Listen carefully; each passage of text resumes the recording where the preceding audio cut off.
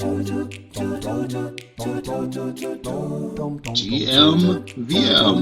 Good morning, this is Vagobond Magazine, weekly space looking at Web3. I'm CD Demisio. I'm joined by Riona Morgan, Cryptoversal Books, Quanta's here, and today we're going to hopefully be talking with Stephen about Kosmos and revolutionary storytelling.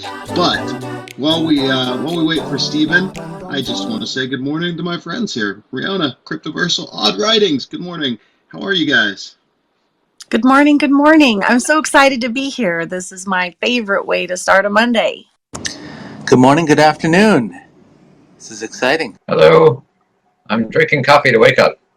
And I always like this program. I'm drinking coffee to wake up too. And I see Indefatigable and Heroes of Herath have joined us. I saw this morning, you guys, the weirdest article. Like, I don't understand how ridiculous children get billions of dollars. Elon Musk saw that Wikipedia needed money, for their operating costs. And so, being Elon Musk, he said, I'll give you $1 billion if you change your name for a year to Dickopedia. I'm not making this up. Elon Musk offered to give Wikipedia $1 billion, but only if they changed their name to Dickopedia.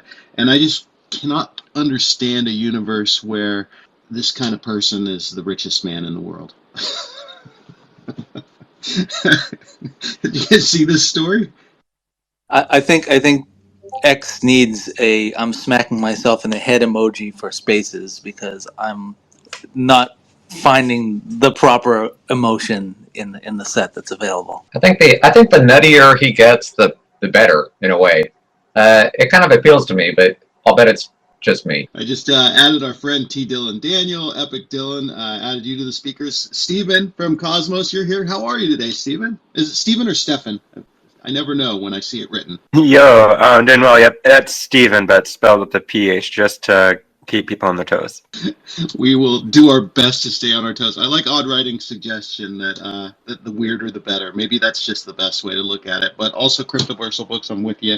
If we can find, I sometimes forget that Mr. Musk owns X and is actually like, I don't know, we're basically playing in his yard right now. It would be nice to find another yard to play in for sure. So Stephen, tell us about, like, we're not strangers here. You know you as Beaver Zero, of course, and there's some other stuff going on. But tell us about Kosmos and who you are, where you're from. Can I just attack you that way and say tell us? Yeah, well, it's your space. You're free to attack however you wish. No, all good. Yeah, Kosmos, I guess the big high-level background is that we are building a digital storytelling application to self-publish stories in a more sort of creative, bespoke, customizable way, utilizing some Web3 technology to make that happen, but still being very accessible and Web2 user-friendly, not just something for the Web3 crowd, but something intended to be more mass market for serving a similar audience as something like Wattpad or Radish or Kindle, Vela, and such. And this is something that, I've been building pretty much this whole year. The previous year, I was working on a project called Sitco World, and that was more focused on a particular IP. And then we realized that we didn't really have a way to actually publish that story in a way that checked all the boxes that we were looking for it to be customizable and monetizable and not having ads and more interactive and engaging community and all that. So we decided to build our own platform, and that became what is now Kosmos. Super cool. I remember when I first signed up for Sitco World. It was quite a long time ago. I mean, you guys started, I think, late 2021, maybe earlier. Yeah, pretty much. Yeah. You guys had such a cool onboarding process for your Discord. It was like nothing I'd ever seen before. I really, really enjoyed it. Can you talk about that process and how you guys developed it? And does it still exist? And is that something that maybe Kosmos is going to allow other people to sort of set up something similar? Yeah, well, it does still exist, and we have a similar sort of entry to the Kosmos Discord server as well. It's not something that we've turned into a product yet, but it's something that I think, long term could be something we'd encourage other people to do. But yeah, the idea behind that is just practicing what we preach, right? The whole goal of Kosmos is, I mean, my philosophy in approaching this is that any brand, any creator, whether it's an author building a more story-based brand or even an NFT brand, right? They might be doing films or games or just a PFP sort of community, but any brand will be strengthened when their users have experiences that are memorable, right? And there's even this idea, I don't know exactly what it's called, but sort of almost a value chain of different types of things that you can sell as a business. You can either have like a commodity, which would be just like grain, right, or coffee beans, or you can have and actually the example I've heard is let's stick with coffee, right? So a commodity would be just a coffee bean, and then a product might be once it's kind of refined and ground and packaged and sitting on a grocery store. And then a service is when you're like getting a cup of coffee at a restaurant or something where they're pouring it out for you. But then the highest level is where it's a true experience. Like if you're at a really cool coffee shop that has the ambiance and like live music playing or whatever, and like they're giving you, this exceptional service. And now, of course, you're paying 100 times per ounce of coffee what it would be if you bought just the coffee bean, but you're getting this full memorable experience, and that makes it more valuable. And so that's what we want to bring to digital storytelling, right? So that if you're publishing a book, it's not just a cookie cutter black and white text sort of ad riddled reading experience, but you're actually able to create a more bespoke, immersive, experiential reading experience.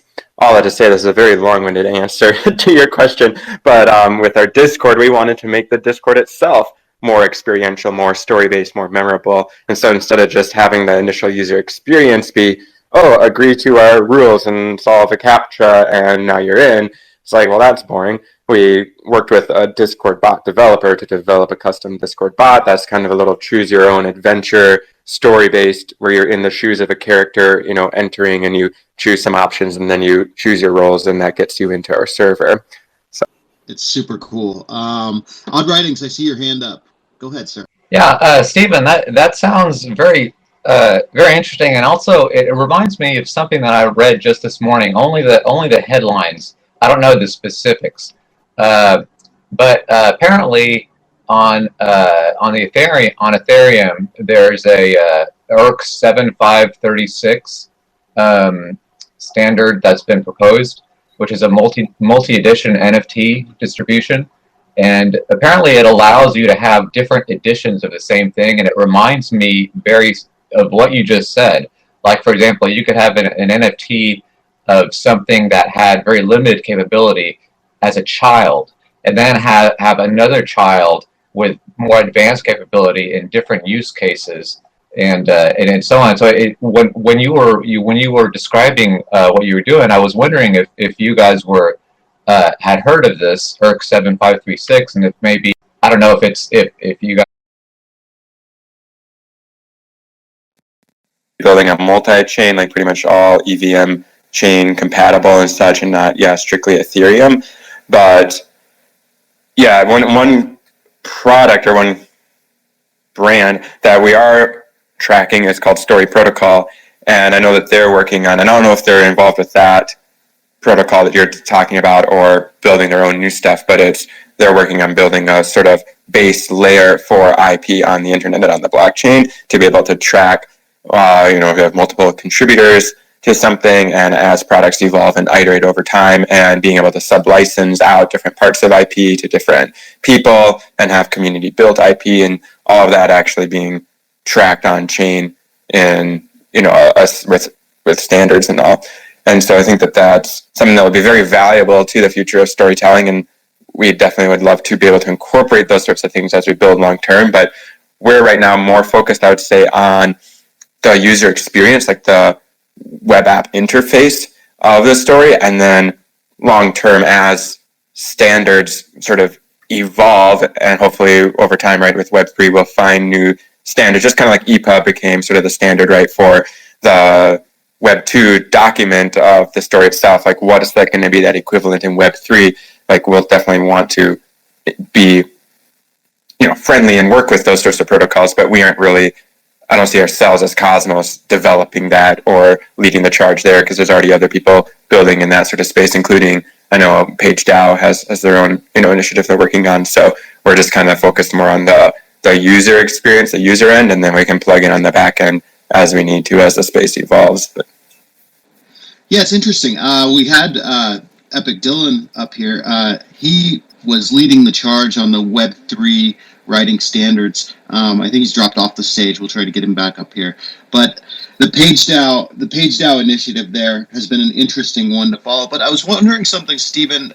Where ultimately is Cosmos headed? I mean, do you have plans to bridge traditional publishing and Web3 or digital publishing, or is that something that maybe you look at in the future? I mean, the goal for Cosmos long term is to be the new standard for digital publishing. I could also see incorporating maybe with a print on demand type feature, right? And because there's obviously always going to be demand for physical books. I still like physical books, but I don't necessarily see us working directly with traditional publishers. I'm not going to say that couldn't happen. Cosmos itself won't, I don't see becoming a traditional publisher. Our goal is to be a platform, right, for authors to self-publish, and the whole sort of ethos is letting the creators have a more direct relationship with their fans, letting creators price their own work and keep the majority of the revenue and all that. So kind of different, than a publisher model where the publisher owns the rights to it. Like, we don't plan to own rights to people's works. But I could see traditional publishers having collaborations with traditional publishers if they could have a way of bifurcating the Web3 rights, right? Where if, say, I don't know, HarperCollins says, okay, we're tired of Web3, we don't care, we don't want to get into it, we don't understand it. Right now, though, traditional publishers typically retain all rights to at least the story version of that. Sometimes film rights or whatever might be separate, but most anyone that they traditionally publish, they can't just go publish on something like Cosmos, right? The same story. So it'd be wonderful if a publisher could say something like, okay, we're going to allow authors to retain their own rights for a Web3 publishing system like Cosmos, because we don't plan to do that ourselves, so they're free to do that. But, so if there could be some way of, once we're kind of big enough to have a little bit of leverage with publishers, and then that could open up a whole new avenue of people that have been traditionally published also putting their stories on something like Cosmos. That might be wishful thinking. I'm guessing a lot of publishers still are pretty clingy in terms of not wanting to give up rights, right? But yeah, I don't know if that kind of answers the question in terms of how I see ourselves, relating to the existing players in the field. But yeah, that was a great answer. I see Brianna Morgan, you got your hand up. Go ahead. Good morning, Stephen. This is Rihanna Morgan. It's really nice to talk with you in person again. How are you doing today? Is this exciting? Are we, I'm so excited for you to share your big project with us. I'm really enamored of everything that you're doing there at Cosmos. So thank you so much for coming. Absolutely. Well, thanks so much for having me. And yeah, it's great to hear your voice again. Yeah. And so I know that we've spoken in the past, and I got to put together the article honoring you and all that you're doing for Vagobond magazine. But I'm also really interested in where you are in the process. Like, what is, as far as, the timeline of achievables, where are you right now? And then what is, you've spoken a little bit on the ultimate goal. And so, the benchmark of where you are right now and then where you want to be, and so that we can help cheer and help with this. Yeah, appreciate that.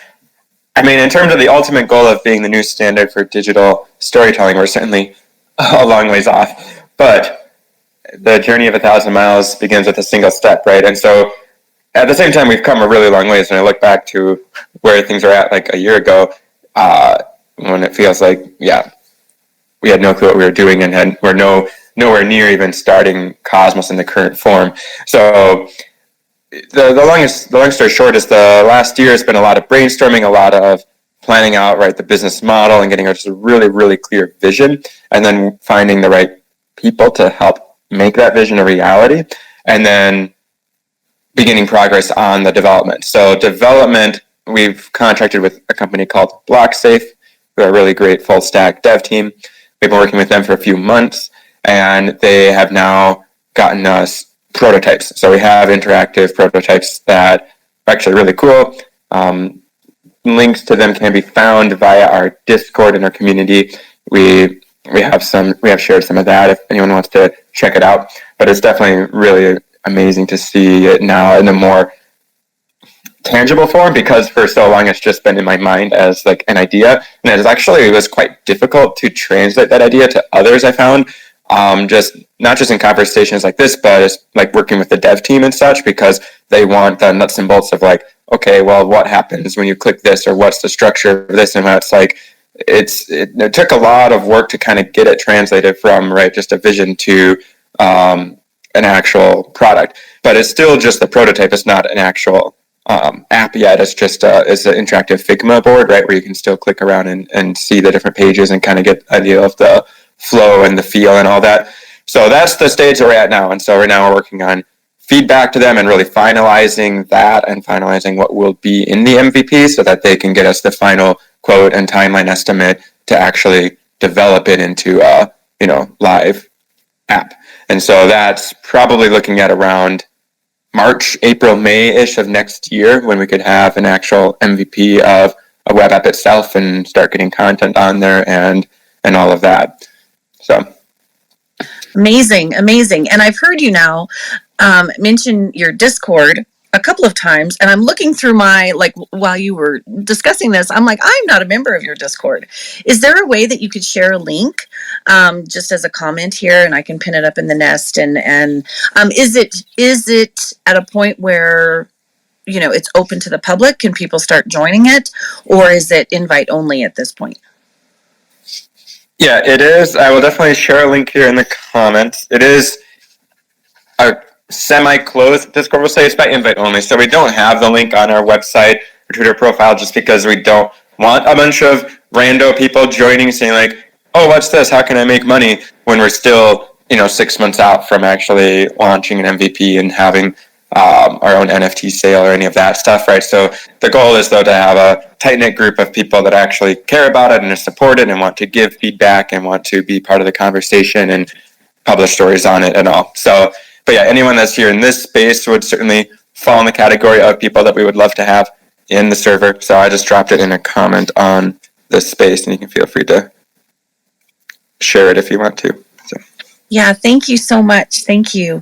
And I think I'll pass the mic back to CD or Greg, Cryptoversal Books, and see if they've got a question they want to jump in and ask. But I'm so happy that you're here, and I'm so happy we were able to have this discussion today. Absolutely. Cool. And I'm just going to reset the space real quickly, just so we all are on the same page. This is VMGM, Vagobond Magazine. Good morning. And we're looking at Web3 this week with Stephen Pointer, the CEO, founder of Kosmos app. And I do want to make sure that you guys know that it's Kosmos with a K, KOSMOSAPP.com if you want to check it out. Stephen, I saw something else on your Twitter that was interesting. You guys are doing a Zeely competition. Can you talk about that? That's ongoing, right? Yeah, exactly. It was launched just several days ago, and will be going on through the end of November. And the goal with that is, I don't know how many of you are all familiar with Zeely, formerly called Crew 3. It's basically just an interface to encourage community participation in different things, right? So you can take actions like giving feedback on things, or spreading the word, or inviting friends, or contributing your own content to something, or answering questions. So it's a way for us. We just realized that there are a lot of people in our Discord that really liked the vision of Cosmos, but they didn't really know what to do. And there's not a whole lot to do right now, because we are still building, right? We are building in the background. We aren't doing a bunch of public marketing, and there's not really a way to use the application yourself yet. So it is, but we also wanted to be able to give community members more concrete ways to actually be involved or contribute. So Zeely is, we just have some different quests on there, they're called, and there's a leaderboard, so you get XP for each quest that you complete, right? And these are things that will help with all those ways that we mentioned. So giving feedback on the prototype and spreading the word. and those types of things, as well as encouraging people to develop their own stories. So we have a channel in our server where people can share about their own story idea and give updates on it vis-a-vis stories that presumably will be able to live on Kosmos someday. And you can get Zeely XP for sharing your story and giving updates on it and giving feedback to other people's stories, right? Because the goal is that when we do go live next year, we'd love to have a lot of great community stories that are ready to be published on it. So yeah, that's the long and short of what the Zeely is. And then we do have some cash prizes, $1,000 in cash prizes that'll be given out to people that are on the leaderboard. So it's pretty epic. Hey, speaking of epic, we did get T. Dylan Daniel, Epic Dylan, back up on the stage. And I do want to dive into this idea of Web3 standards for publishing and writing. And Dylan, I wonder if you could walk us through that idea, sort of maybe see how it connects a little bit with what Kosmos is doing, and also Sitka World, and also George, Odd Writings. I know you're a part of that group that's been workshopping and kind of putting together the Web3 standards. So if you guys want to dive into that a little bit, it would be a really interesting dovetail to everything that we've been talking about so far. Yo, how do I sound? Loud and clear, buddy. Loud and clear. All right, that's a little surprising because it's windy outside, but I got my hat over my AirPods, so maybe that'll help kind of minimize the noise of the wind. But yeah, what's up, everybody? This is T. Dylan Daniel.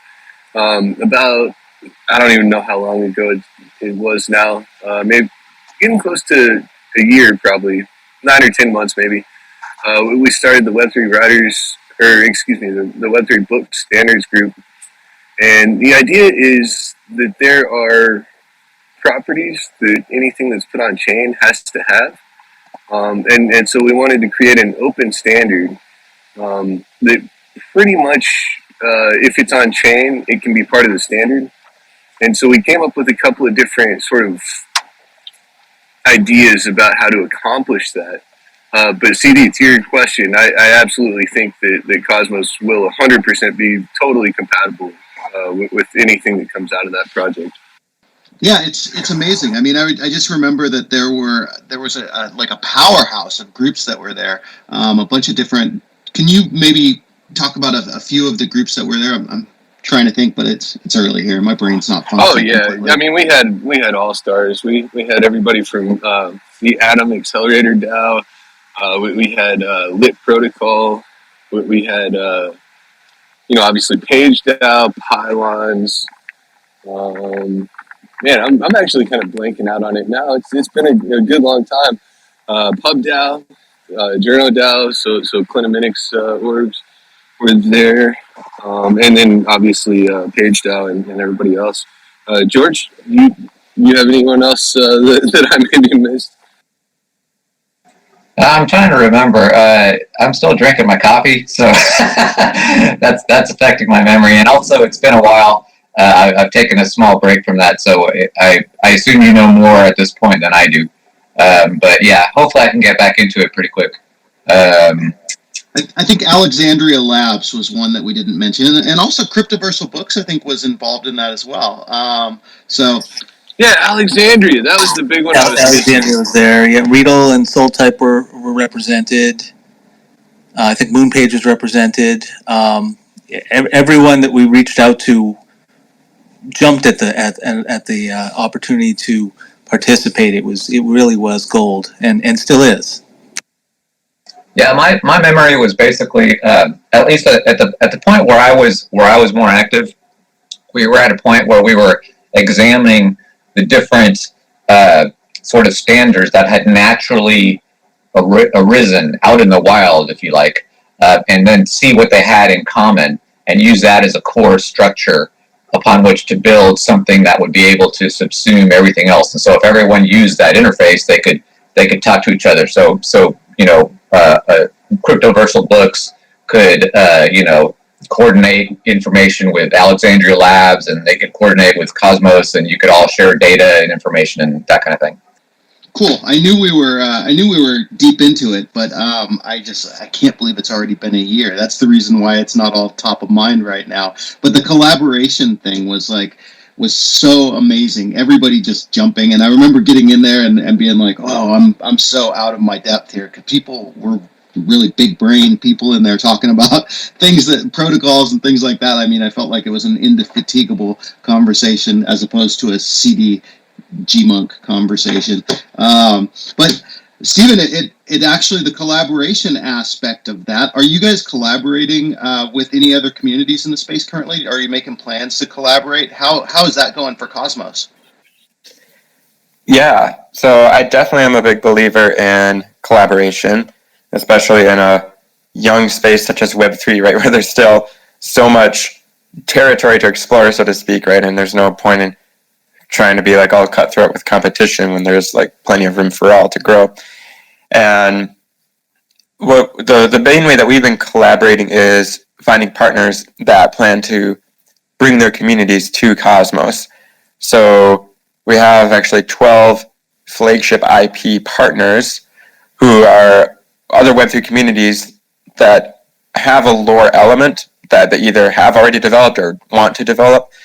And then we're giving them basically access to Kosmos in exchange for them being ready to publish on it when we go live and bringing their communities to it for exposure.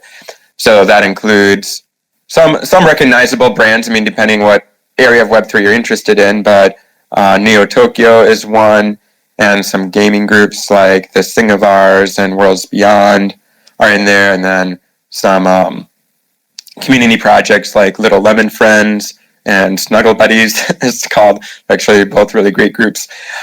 So yeah, those different groups, as well as Sitka World, which is the IP brand that I also helped start.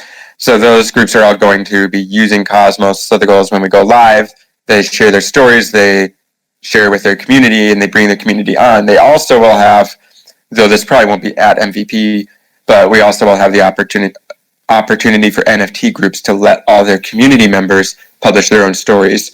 And so we're giving that functionality to these flagship IP partners as well, so that they'll be able to bring in their community members, and specifically for their community members to share stories about their own NFTs. So if you have, if it was a Bored Ape, right, you could write the story and lore for your particular ape on Kosmos, and they would be collected under an anthology where it shows, okay, these are all the community stories for all the characters in this collection, right? And so that's just a specific way of incorporating Web3 into what we're doing that just makes a lot of sense.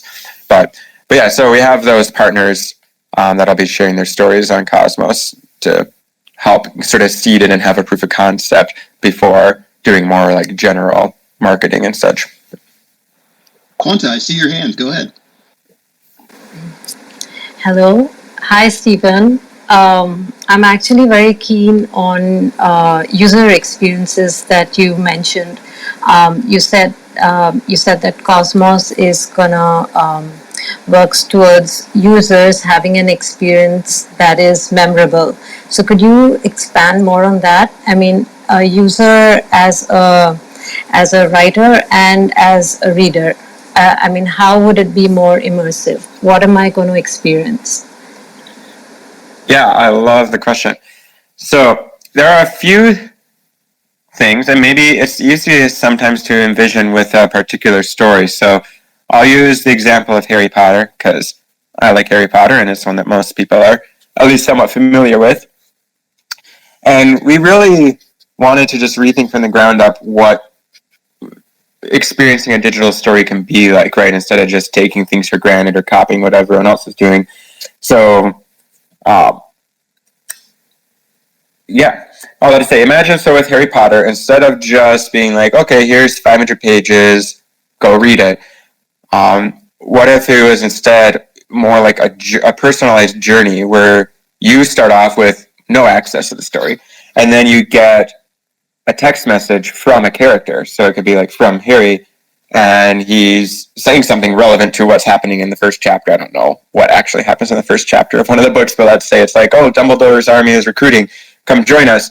And you click the link on your phone, and it opens up the web app, and it unlocks the next chapter, or the first chapter for you.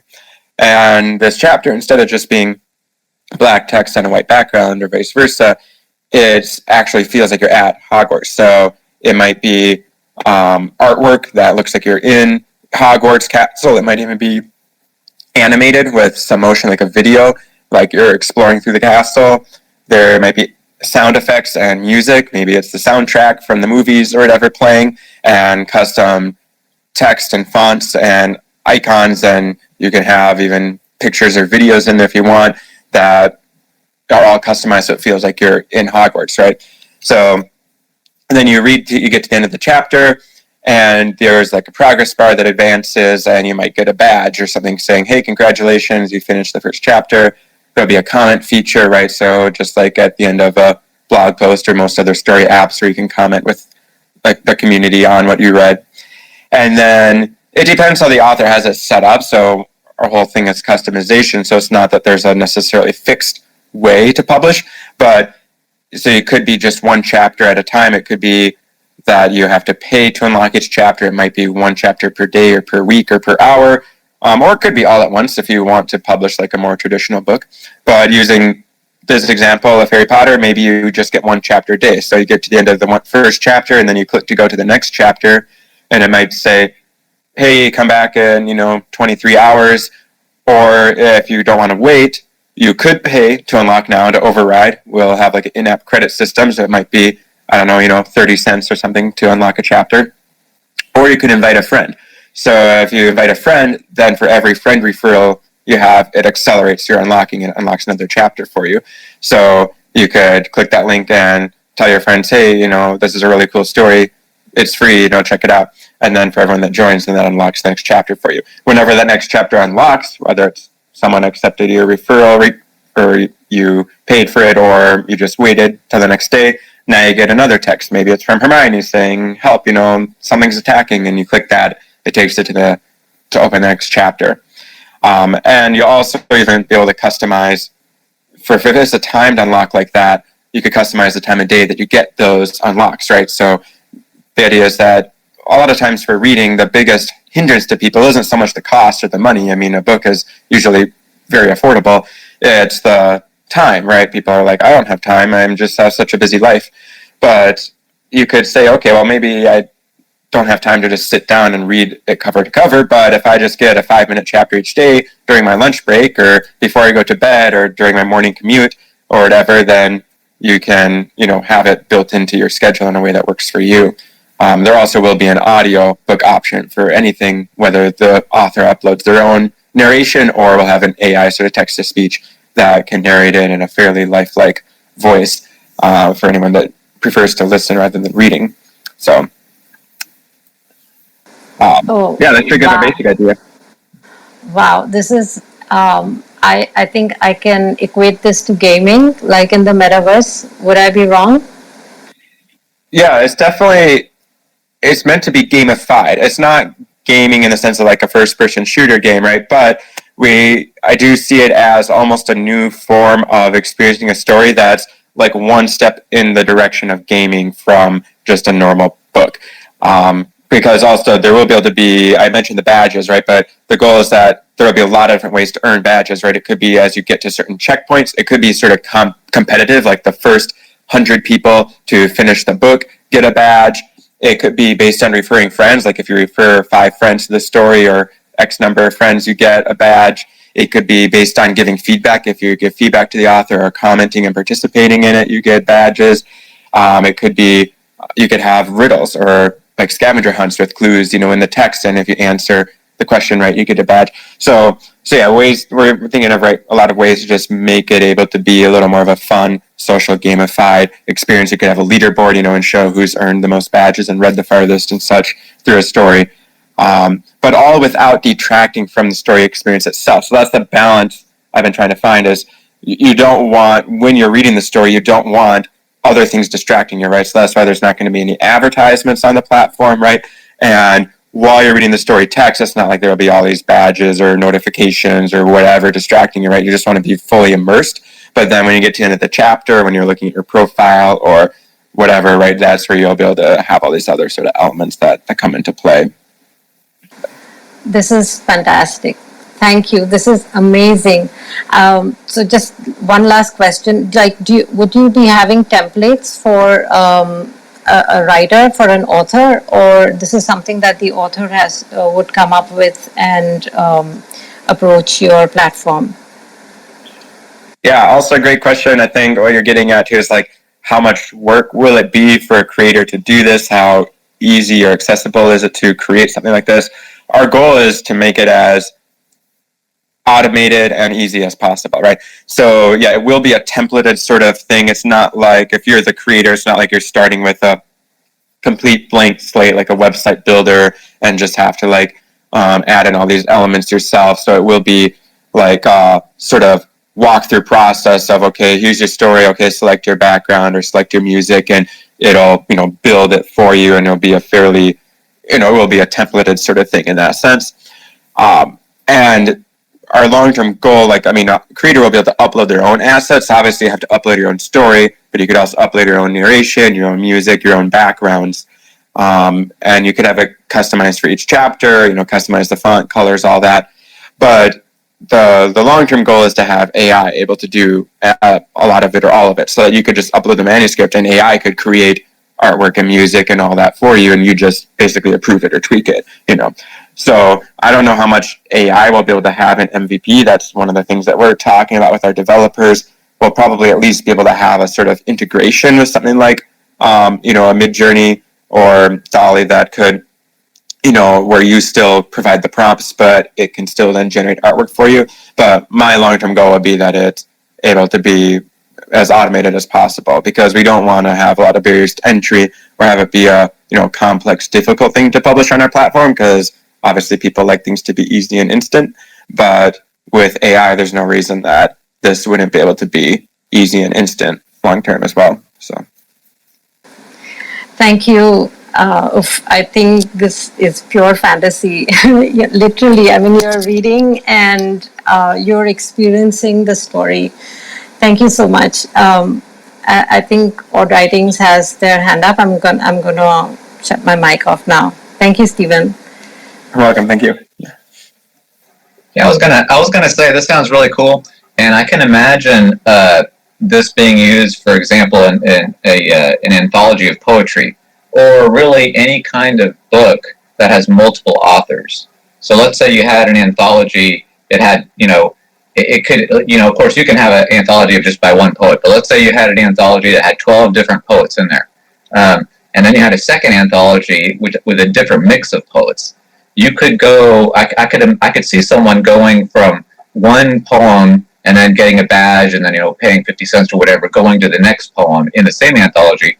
Or they could say, give me another anthology with this same poet, because I kind of like what this poet did, and go from there. And that way you could have a thread sort of in between different books according to the author. So you could follow the author in their different, writing endeavors, or you could follow the, the book itself. But I imagine one thing about that would possibly cause confusion is this idea of not getting distracted, right? Because you easily, especially if it's a story written by multiple people, they could get distracted if you go from one story to another. But that idea just kind of popped in my head, and I was wondering what Stephen, what you thought about that. Yeah, I like the idea, and I think definitely a good example of the ways that I hope to see Kosmos used. Like I have a lot of ideas, right, of ways that it can be used, but I'm also excited to see the ways that I haven't thought of that other people will use it, because it will be a very customizable platform, right? So your authors will be able to choose how they set up their badges, right? Then they'll be able to choose how they publish, whether it's over time or all at once, and whether it's free or not. So you could have, say, like the first 5 chapters free and then 50 cents per chapter after that. Or you could have the first 90% of the book free and then have the ending cost like $15 or something, right? If it's like basically you're hooking people, and if you have them a really good cliffhanger, how many do you convert? There's a lot of, right, things that could be experimented with, having it more customized like this. There'll also be you'll also be able to have supporters. So you could be like Patreon, right, where you have $5 or $10 a month, and you could have exclusive content for supporters, or different endings and bonus chapters and such for supporters, or NFT holders. So there you can have content that's gated behind NFTs, and or discounts for NFT holders. And there's just, yeah, and we're building as much flexibility as we can in, but then when you have different combinations of all those different options, the ways that you could apply that are really, I think, almost infinite. And yeah, one thing that I think will be really interesting too is combining like loops of these features where, so you could have a badge for someone that reads, like in your example, say some sort of anthology, you could have them earn a badge, which will be an NFT in the background, right? That will be like, okay, I read this, and this will be now an on-chain record. Right now, these NFTs for badges will be soul-bound, right? Because it doesn't make sense to be trading them. This is like something you've actually earned with something you've done. But now that you have that badge, what if now the same author, someone else in an anthology, or someone else totally new says, okay, anyone that's read that story now gets access to this. This could be a maybe alternate ending or a bonus thing or something else. So now you could have exclusive content for people that read that other piece of content because you now have NFT gated content based on the badge that you earned from reading something, right? And so, yeah, I'm just kind of talking on ideas, but that gives you an idea of where things could go. Love it. I love hearing it. And, it reminds me, Stephen, like, one of the things that we say at Vagobond Magazine is we are Web3. We're defining Web3 as we move along. What is Web3 to you? To Kosmos, what exactly do you see Web3 as being? Because in this space, that's one of the things that we see is that Web3 means a lot of different things to a lot of different people. So for you, for Stephen with Kosmos, what is Web3 to you? Yeah, to me, Web3 is about a decentralized database. I mean, ultimately, that's right what Bitcoin is and how this all started is it's a ledger that tracks who owns what, but without relying on a centralized company to have their servers store that. So it's a trustless way of storing data. And to me, it's always important to come back to that because I think a lot of times people get so focused on stuff like, oh, we have this cool artwork and this NFT collection is dropping and everyone should FOMO in and blah, blah, blah. And it's like, okay, what is this all like? Where did this come from? And I think a lot of it's kind of been tainted by bad actors and all pump and dumps and all that sort of thing. And to me, Web3 fundamentally has nothing to do with pump and dumps and random shitcoins and 10K ape collections and such. Like that's just culture. Like that's a culture that's evolved around this technology somehow. But and for better or for worse, I'm not saying it's all bad, but it's definitely very extraneous, I guess, or different than the technology itself. So to me, it's just really important to kind of keep those things clear. And to me, with Web3, what's the power of having a decentralized database? It means that you can build user experiences and communities and such around information without being dependent on one entity to tell you how to do that and what you're doing with it. And one of the best examples I've had of seeing how the power of what this is all about, in my mind at least, what's resonated with me, is like a loyalty reward system. And imagine, say, an airline, right? Airlines often have this, right? Where, okay, every time you fly with us, you get to a different tier or membership level and you can earn these points and then redeem the points for prizes and all that, right? But like if you're, say, have a Delta reward system, Delta only really knows what you're doing with them. Like they don't know your Amazon purchase history, right? And they don't know what you're buying at the grocery store. And then, you might say, okay, great. Like I don't want Big Brother to know everything I'm doing. But what if there is a way for them to while you're still keeping your identity private and you're still, have control over what you're sharing with Delta? But what if you could have something where when every $100 you spend on Amazon, you get, miles. And I know sometimes you can maybe do that, but that requires so much work. If Delta's going to include another company in their rewards program, they have to have tons of legal agreements, and it's probably a huge hassle. And now they have all this data security laws and sharing, CRMs behind the scenes and mapping it all and like trying to figure out who's who. And like it would just be a huge headache, and it's normally not really done in Web 2. But with the blockchain, all of a sudden that can become complete, instant and easy and secure and, fully customizable and such. So it just opens up doors to whole new business models and whole new ways of interacting that just weren't, possible to do securely or cost effectively in the Web 2 world.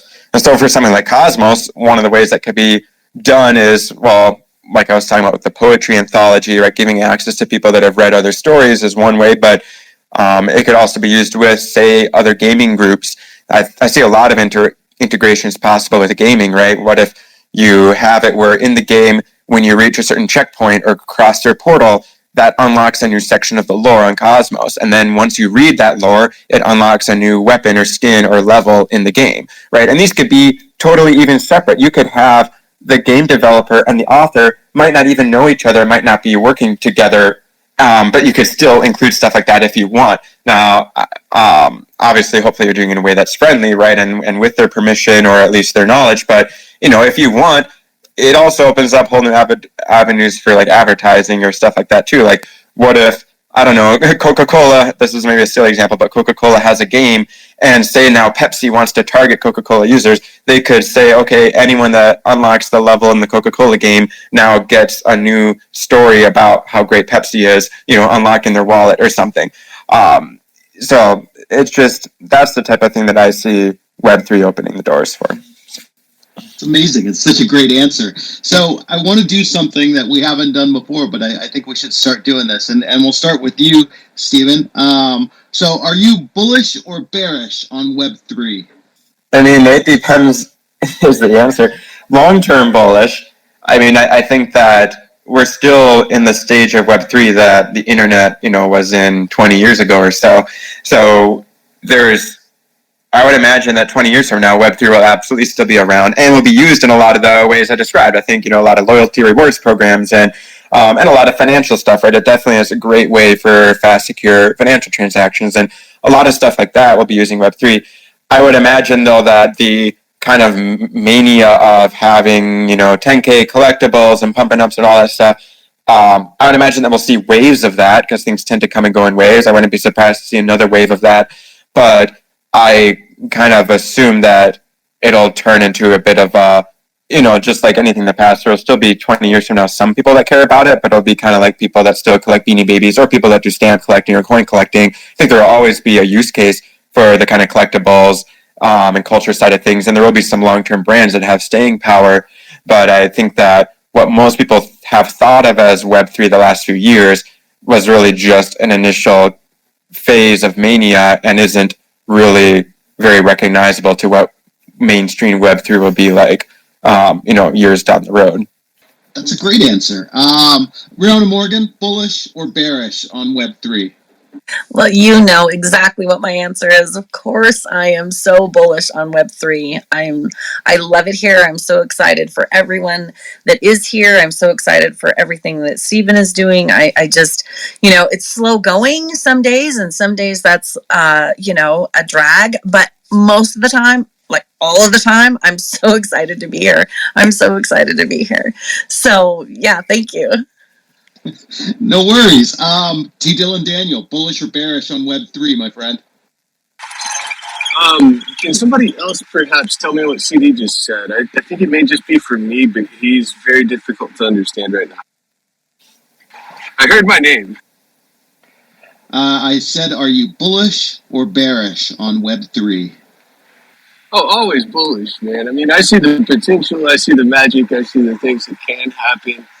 I see all the lovely other folks that are out here seeing the same stuff. I see these experiments, I see these new technologies, and beyond all of that, I see a world in the future where people don't really have to worry so much about saving their data, in this or that spot, and it's just easier to kind of manage all this stuff. It's faster, bullish all the way. And, for the record, you can pretty much just mark me down as a perma-bull. And anytime you think about asking this question, you'll know the answer. All right. I suspect the answer for all of us is going to be bullish on Web3, but I did like the nuanced answer that Stephen gave, and I think that's true. So let's move to that. PFP collections, NFTs in general, and PFP collections in particular. Quanta, are you bullish or bearish on PFP NFTs? I think that it was an initial way for people to get introduced to Web3 and NFTs. Still now, people who do not know about Web3 think of NFTs as stock investments, and so this is not something that's going to last. And I'm not bullish on it. Definitely not. Odd Writings, what about you? Bullish or bearish on NFT PFP collections? I would say bullish as long as we keep security in mind. But even then, if because at some point hackers are going to come along and say, oh, I just figured out a way so that if you own an NFT, I just drained your wallet, and they're already working on stuff like that. And eventually, eventually that will happen. And so then the question is, well, how do we rebound from that? So as long as we can keep the security going, then I'm bullish. If we can never figure out the security, then I'm less bullish, but still bullish, because in that case, it will be like computers nowadays, where you have virus things, and someone comes up with a new virus, and then the antivirus thing comes up with a thing, and then a new virus comes out. So it's like an arms race; it never ends. So, and yet, still people still use it. So, qualified bullish, depending on security activity in the near future. I love these nuanced answers, and I love Stephen kind of equated stamp collecting with NFT, PFP collecting, and I think that that's so apt. Just a quick aside, I recently went down the stamp collecting rabbit hole. I buy and sell things, like old things, and so I got into stamps for a little bit, and here's the crazy thing. Like in the 1950s and 1940s and all the way up until the 1980s, stamp collecting was this huge hobby that has since died out. But all of these countries, including the US, made stamps specifically really to sell them to stamp collectors. And there were so many of them sold, like baseball cards in the 1990s or NFTs in 2022. There were so many of them sold that most of those stamps that were specifically made and created for stamp collectors are worth next to nothing. So much so that a lot of stamp dealers today will take stamps that haven't been used. US stamps don't have an expiration date. So a lot of stamp dealers, if you buy stamps from them, they will actually send them to you using collectible stamps from the 1950s to the 1980s. And That's hilarious. It is totally hilarious, right? So I felt like that was a really apt metaphor for 2021 NFTs. Okay, so Stephen, back to you. I think we know the answer, but bullish or bearish on NFT PFP projects? I mean, yeah, I know you're probably expecting me to say more bearish, and I do feel relatively bearish, but there will always be exceptions. Like, there will be waves. I wouldn't be surprised to see another market of like a few months where all PFP collections go up, and I wouldn't be surprised to see some PFP collections do well long term. But I think that, well, as we've already seen in the last couple of years, the vast majority of PFPs collapsing, and I think that long term, the vast majority of them will also not retain much value. There has to be, I think, a real collector value to it, something that's really unique, or it's just like the community becomes truly special. If the founders have a way of really cultivating an active group of community members that truly, where there's actually a real network effect and actually real value in the friendships and everything formed, then that will be reflected right in the value of it. So, but I don't really expect a repeat of like the mania we saw, in 2022 of just where everything goes up forever, seemingly. Like, I think that was probably a one-time sort of bubble. But yeah, sadly, I think you may be right. I mean, I do think, like you, I think that there's going to be certain projects that reflect that value and bring that value back, or that maybe surprise us. But I think that the mania of 2022 is largely going to be like Beanie Babies. There'll be collectors down the road, and maybe one or two Beanie Babies that are worth a lot of money still. But for the most part, you can buy a truckload of them for $7.52. Yeah. So Stephen, thank you so much for coming on today. We're just about out of time. This has been amazing. I've actually joined the Cosmos Discord now. I'm going to run through the process. I see that it's like a Sitco World kind of process, so I'm going to do that after the fact. But I've joined, and I'm looking forward to getting on there. Is there anything else that you'd like to share with us before we start to close out the space? Yeah, nothing that comes to mind. I mean, I feel like we have covered a lot of things really thoroughly. It's hard to believe this has been only 57 minutes. It feels like we've been talking for longer because of how much has been discussed. I would just, I guess, if I were to have any closing thoughts, it would be harking back to sort of the motto of Sitco World is to bring out the magic within you. And that's a lot of what Cosmos is about as well. And just recognizing, right, that I believe that everyone has a lot of really great gifts to share with the world, a lot of great stories and messages. And I would encourage everyone to be fearless in sharing those messages with the world and finding ways to share those stories. And that's how the world has changed for the better. So That's a great message for the end of this space. But this isn't the end of VMGM. It's not the end of GMVM. But because next week we're going to be back. But I'm going to make an executive decision here. Next week, we're going to do this on our own Discord. We're not going to play in Elon Musk's backyard next week. We're going to do this on the Vagobond Magazine Discord. So if you want to be a part of VMGM next week, you got to come join our Discord. And it's a cool place to be anyway. We're friendly and nice. Next week, we're going to be talking with my friend, an old collaborator of mine from decades ago, Anthony Mathenia. He's a writer, film producer. We're going to be talking about cults, which is one of the films that he's recently produced. It's about people leaving a cult and about music. We're going to be talking about Web3. We're going to be talking about AI and the uses of AI in creative ventures, all that stuff. So join the VM, the Vagabond Magazine Discord, because we want you to be there. And also, we'll post the link to Apple Podcasts just like we do here. If you missed this, don't worry. You're probably listening to it on Apple Podcasts or maybe on Substack. Our Substack is Vagobond, Vagobond.substack.com. And tomorrow, join us for the Web3 Writers Hour. When we have a discussion with Web3 writers, we talk about the places that Web3 and writing intersect, kind of like we were doing today, but a little bit different, and more of a conversation than a show. That's all I've got. Rihanna Morgan, T. Dillon, Daniel, Quanta, anything you'd like to add before we sign off for the day? No, I'm really great. This has been so fun, and I'm so excited about where this is all going, and so thank you so much, Stephen. It was great to see you today, and we can't wait for you to visit us again. I've got one thanks for thing having to me. add, which is just Stephen, dude. I am so sorry we never ended up connecting. Let's get together. I honestly still don't know what I'm gonna have done. Oh man, I'm sorry. My life is a mess. But I love you, and I want to talk to you. So I don't know. Maybe we'll connect. Oh, good. Yeah, I'm always happy to connect. All right, take care, everyone. And that's it, you guys.